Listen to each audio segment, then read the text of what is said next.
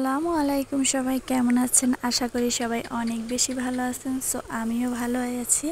এটা হচ্ছে ইফতারির সব জোগাড় যন্ত্র করছিলাম। এখানে ইফতারিতে ছিল খেজুর, ছোলা মুড়ি, জিরা এবং বেলের শরবত আর তরমুজ, এগুলোই ছিল অল্প কিছু আইটেম। এই তো দুপুরবেলায় আমি একটু চিংড়ি মাছ কেটে দিচ্ছিলাম, কারণ চিংড়ি মাছের মালাইকারি করা হবে এই জন্য। এরপরে এগুলোকে আর চিংড়ি মাছ দিয়ে মোচা রান্না করা হবে, এই জন্য এই যে কুচি কুচি করে নিলাম চিংড়ি মাছ, আর এটা হচ্ছে মালাইকারি করার জন্য রাখলাম।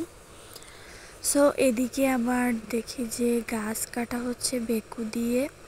গাছগুলো অনেক গাছ ছিল, পুরো জঙ্গলের মতন ছিল এই দিকটা। এটা আমাদের বাড়ির পেছন সাইড। সো সব গাছগুলোই কেটে ফেলেছে। এ তো বড় গাছটাও কেটে ফেললো, ওটাই সব থেকে বড় ছিল। আর নারকেল গাছ ছিল প্রচুর, সবগুলোই কেটে ফেলেছে। এরপরে নামাজ পড়ার পরে সবাই একটু তরমুজ খেলো। এই তো এগুলো রাতে রান্না হয়েছে, নারকেলের দুধ দিয়ে ডিপ আর মোচা ভাজি। আর ওইদিকে রান্না করা হচ্ছে চিংড়ি মাছের মালাইকারি।